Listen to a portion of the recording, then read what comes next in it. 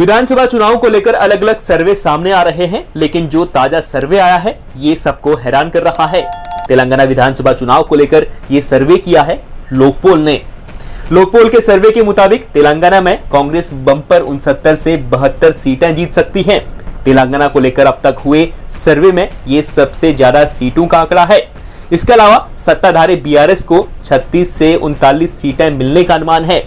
AIMIM को 5 से 6 सीटें मिल सकती हैं, जबकि बीजेपी को 2 से 3 और अन्य के खाते में 0 से 1 सीट जा सकती है। तेलंगाना में कुल 119 विधानसभा सीटें हैं और बहुमत के लिए 60 सीटों की जरूरत होती है।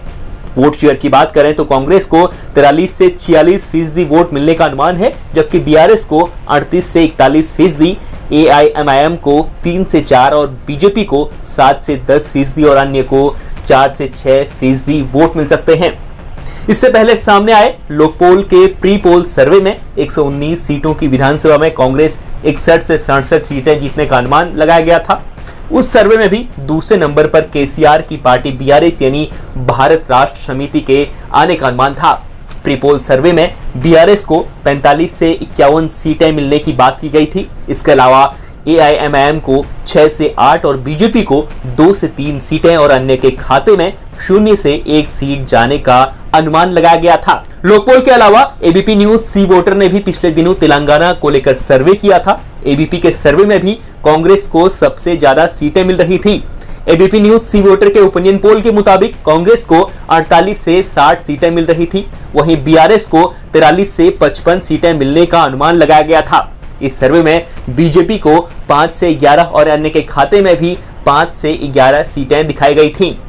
एबीपी न्यूज सी वोटर के सर्वे के मुताबिक वोट शेयर की बात करें तो कांग्रेस को कुल 39% वोट मिल रहे थे, जबकि बीआरएस के खाते में 38% वोट जाने का अनुमान लगाया गया था।